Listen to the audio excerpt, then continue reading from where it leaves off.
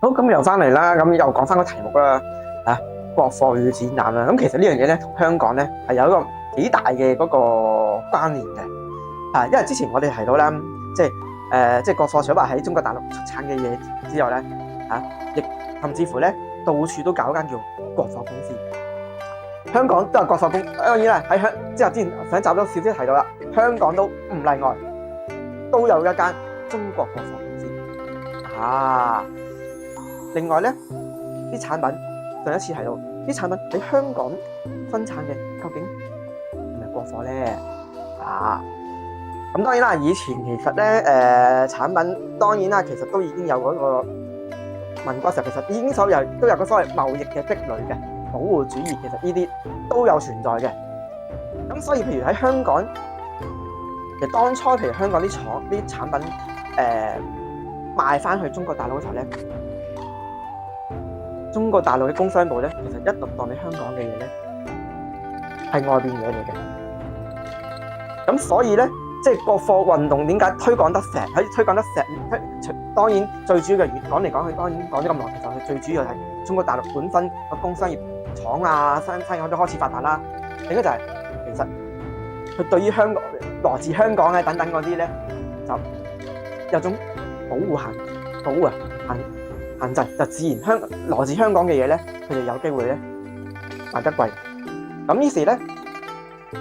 香港出產嘅嘢點樣去所謂走出去咧？咁當時啲咁當時就有可能話一招定一兩招啦。其中一招就係咧，英文佢哋唔寫 Made in Hong Kong。點解寫 Made in？另一樣咧就係寫繼續稱自己做國貨。但係啲嘢咧，主要咧就係賣去新加坡、馬來西亞。點解會咁樣做咧？咁啱啱提到啦，即係你國民政府嘅工商部就即係推廣國貨啦。你對於來自香港嗰啲外來嘢咧，就自然會有少少限制保護啦，係咪？但係咧，東南亞譬如新加坡嗰啲咧就唔同咯，因為咧同樣都係英國人統治嘅殖民地啊。咁呢個所謂保護主義咧，英國人都曉。咁於是咧，往往嗰個香港、新加坡啲殖民地咧，就當你係同一圈人噶啦，咁嗰個優惠等等咧，限制好少啦，優惠自然會可能有政策嘅優惠等等啦。咁於是乎咧，英文我就自然寫 Made in Hong Kong。但係咧，你賣翻去俾新加坡大馬、南洋嗰啲人，通常都華人為主嘅，咁所以佢哋就係好國貨咁所以咧，你留意當時喺民國嘅時候咧，出產嘅嘢咧就會有呢兩樣嘢啦，稱自己國貨，但係就 Made in Hong Kong。咁呢個點解要講呢樣出嚟咧？就係咧，當中嘅推動咧，就係同展覽同國貨咧就有嗰個關係啦。咁頭先提到啦，咁30年代初咧，咁你中國嘅官方成立咗叫中國國貨公司嘅。咁到38年嘅時候咧，喺香港都開埋啦，喺香港都開張啦。喺香港邊度開張咧？德輔道中佢主要就係佢就想賣乜嘢咧？就係中國大陸出產嘅嗰啲飾物文具咁就相當於我哋幾廿年前啲國貨公司嘅嗰個已經係嘅嗰個咁嘅模樣啦。咁而佢咧嚟香港佢大展拳腳，除咗喺德輔道中之後咧，亦都喺九龍嗰度咧，上海街亦都開咗一間分店即係國貨公司開始即係喺香港嘅大展拳腳啦。咁而且都開咗幾年嘅時間嘅。咁喺有一本嘢咧，就叫做咩中國國貨聯合營業公司10週年紀念刊入邊咧，佢就有張相嘅，係影咗香港嗰個中國國貨公司個模樣啦，同埋亦都介紹咗即係籌備嗰個過程啦、來龍去脈啦。另外即係經濟部都鼓勵你做呢樣嘢咁而當時咧，點解會喺38年？點解遲唔開早唔開？喺1938年先至喺香港開呢間咁嘅中國國貨公司咧？係咪先？好明顯咧係有少少戰時嘅需要啦，因為當時嘅國民政府已經喺重慶㗎啦，咁所以咧就想喺香港做一個大後方嘅嗰個供應站，即係有間公司透過咁商業去活動，你賺錢又好，咩又好，即係亦都將啲喺重慶嘅產品啦，仍然生產可以喺香港咁樣走出去。咁當時咧邊個做董事長咧？杜月笙做董事長。咁另外你睇到啲董事嘅名字都好響當當嘅，即係鄭鐵魚啊、閔初頭先提到天全軍美征啦、馬秀南啊等等你要見到佢呢啲咁響當當嘅名字，即係好有勢力嘅人即係去加持啊！咁當然呢個中國國貨公司咧，即係喺日據時期當然冇辦法去，即係就唔見咗啦。當然到戰後先至會即係繼續喺香港島嗰個恢復嗰個營業啦。喺短短呢段時間咧，其實會留意，即係睇翻嗰個特刊咧，你會睇到短短喺1938年到去嗰個39年個營業額你要睇到咧。譬如喺1938年嘅營業額咧80幾萬啫港幣啊，到39年嘅營業額去到120萬咁當然啦，去到你即係日治時期又冇數字啦，因為冇開檔啊嘛。但係去到喺1945年咧，個營業額係160幾萬。你哋睇到額好啦，即使喺45年嘅時候咧，即係嗰個即係港幣唔值錢嘅，因為個物價係升咗成10倍8倍，但係嗰個金額都係相當即係龐大啦。咁講翻呢間中國國貨聯合營業公司，咁當然啦，即係頭先講啦，一直以嚟佢其實係可以話係一個國營公司嚟嘅。咁但係咧但係始終係一間公司型嘅運作啊嘛。咁於是咧佢真係要到國民政府之後走咗去台灣啦。即係可能即係個影響力就睇香港嘅影響力就自然乜嘢啦，即係一個有影響啦。咁最後咧，你就俾華潤咧就50年代俾華潤係收購咗嘅。當時咁嗰陣開始咧即係呢個咁嘅國貨公司，中國嘅國貨公司啦，顏色就真係變咗啦。即係由藍轉為紅，佢其後嗰個發展即係變咗華潤堂嘅發展咧，就已經係一個即係紅色企業走出去嘅歷史，另一個即係已經係另一個故仔啦。好，咁我哋講翻去嗰個民國時候嗰個，即係香港嗰個即係中國國貨公司啦。咁你當然啦，佢亦都係有搞嗰個即係有參加嗰個叫咩展覽會。咁香港咁有個展覽會咧，就係咧叫國貨展覽會嘅。咁就係咁啱就係1938年。咁當然啦，即係主要籌辦嘅機構咧，就唔係嗰個國貨公司，就係咧香港中華廠商聯合會。咁當然啦，佢中華廠商會佢其實喺香港搞呢個之前咧，佢本身就已經喺外邊，譬如喺星馬咧，就已經係開始有搞呢個即係展覽會，即係將即係國貨，所謂國貨走出嚟。咁其實佢嗰啲國貨意思咧，其實係包括香港嘅各個產品。咁當然啦，而呢個國貨展覽會咧，就如果大家往往睇工展會或者工展會歷史講前身咧，其實就一定係講緊呢個即係國貨展覽會。而當然啦，佢嗰個國貨展覽會咧講嘅咧就係咧，又係呢幾句話㗎，即係中國人用即係中國貨啊等等啦即係即係幫補國事前途等等呢啲咁嘅要振復興民族大業啊等等類似咁嘅話。咁所以呢啲咁嘅展覽會咧，背後其實都係有一種即係民族啊、政治嗰個意味嘅。咁當然喺呢個國貨展覽會嗰個開張啊，報紙都有大嗰個報導啦，亦都有介紹咗好幾間喺香港好出名嘅嗰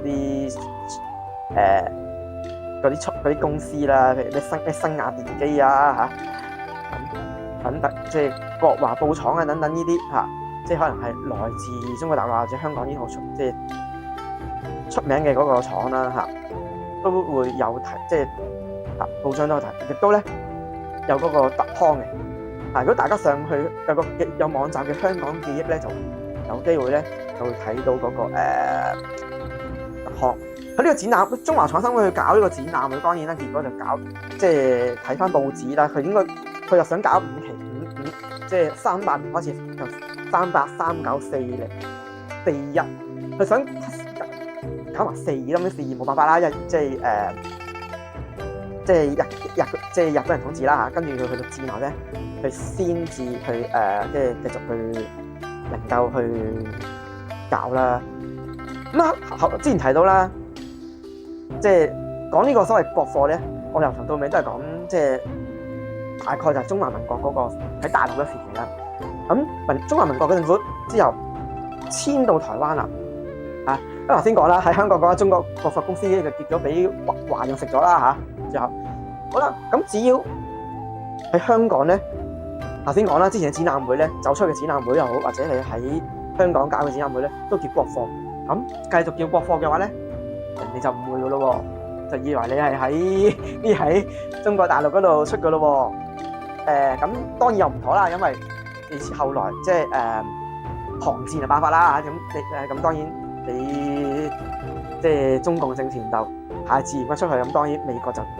搞禁運等等嘅嘢啦。即係如果繼續去咁樣叫國貨咧，你連香港嘅產品都浸到出嚟噶。咁於是咧就改咯喎。咁於是咧，嗰時個中華廠商聯合會咧，就將呢個叫國貨展覽會咧，就改咗咩嘢咧？叫香港華資工業出品展覽會。一咁講咧，就同國貨嘅意思咧，有一個明顯嘅嗰個切割即係講嚟香港華資一個新嘅定義咧，意思國貨就叫做華資工業就有輾轉就有個咁嘅切割啦。咁後來咧，國貨個意思咧，就真係當然係俾即係嗰邊用咗啦，係咪先？咁於是咧，到50年代尾嘅時候咧，我哋會見到咧，就有啲叫國貨展覽嘅，即係譬如，但係咧，通常邊啲報紙見到咧？大公啦，或者文匯啦，咁其實佢哋講嘅嗰個國貨展覽咧，冇錯。啱嘅，係中國大陸出產嘅嘢，但係咧就已經係中華人民共和國土地上邊即係出產嘅嘢而嗰啲咁於是乎咧，當然啦，呢個係一個我咁呢件嘢咧，就係一個好明顯嘅咧，就係你喺香港出產嘅嘢就同大陸咧，香港嘅唔再叫國貨啦，而國貨咧就往往就係講你中國大陸出產嘅嘢咁呢度咧講起咧，我諗大家會共鳴會更加大啦，因為咧。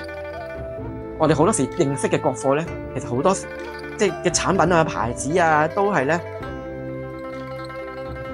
係同中華人民共和國即係有關嘅。其實當然啦，即係譬如話喺網上咧，咁譬如話流傳網上邊可能有人譬如話會即係整理個即係所謂咩叫係國貨啊，或者即係有邊啲有用國貨咧咁譬如咩白貓洗衣粉啊、大白兔糖啊、等等啦咁但係咧係好大部分嘅牌子咧，或者咩羊城牌定長城牌午餐肉等等呢啲啦但其實大部分咧嘅牌子咧真係同唔係源自於廠房，可能係繼續以前國民政府嗰陣時已經係喺大陸嘅，但係咧。已經係完全唔係嗰回事，即係連嗰個所謂牌子即係都轉埋嘅，即係呢啲所謂我哋今日所謂國貨公司嘅名牌係咪先即係譬如話大白兔糖咁樣啦，大家都知㗎啦，以前就係唔係叫大白兔糖，唔係叫大白兔糖嘅，本來咧就係 ABC 米老鼠奶糖嘅，佢本來咁樣叫嘅，係咪先？咁後來當然啦，即係喺嗰個即係紅色嘅中國底下，即係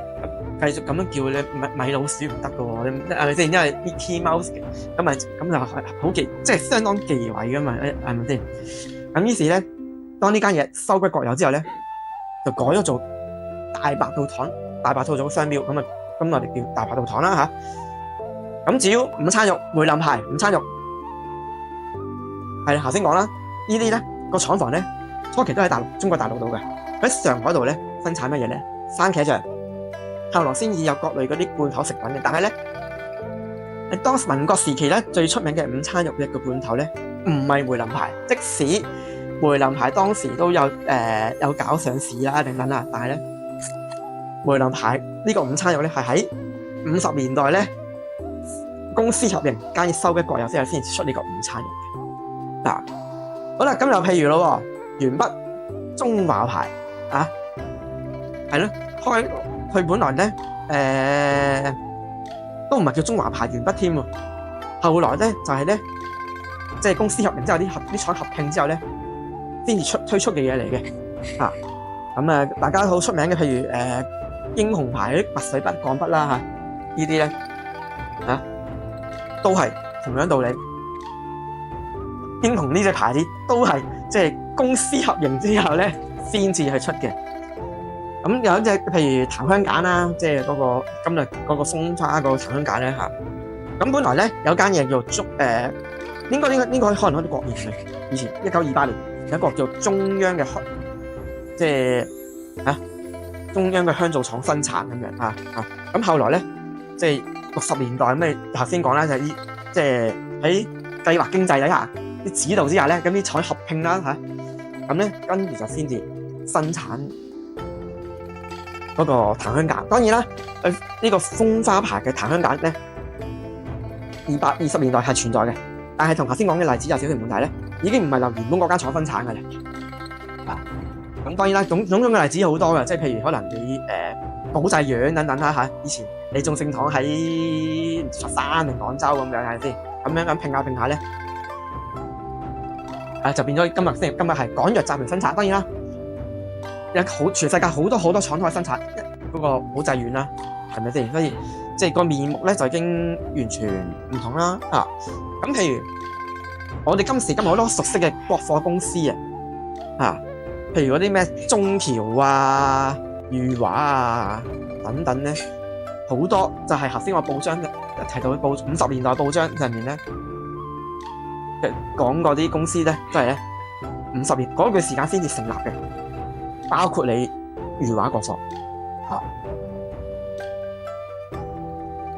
而呢個咧就唔係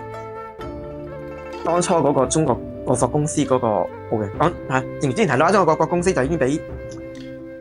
還要食咗添啦，係咪先？咁所以跟住我哋呢幾十年嚟咧，所謂對國貨嘅認知咧，產品啦嗰啲全部就真係，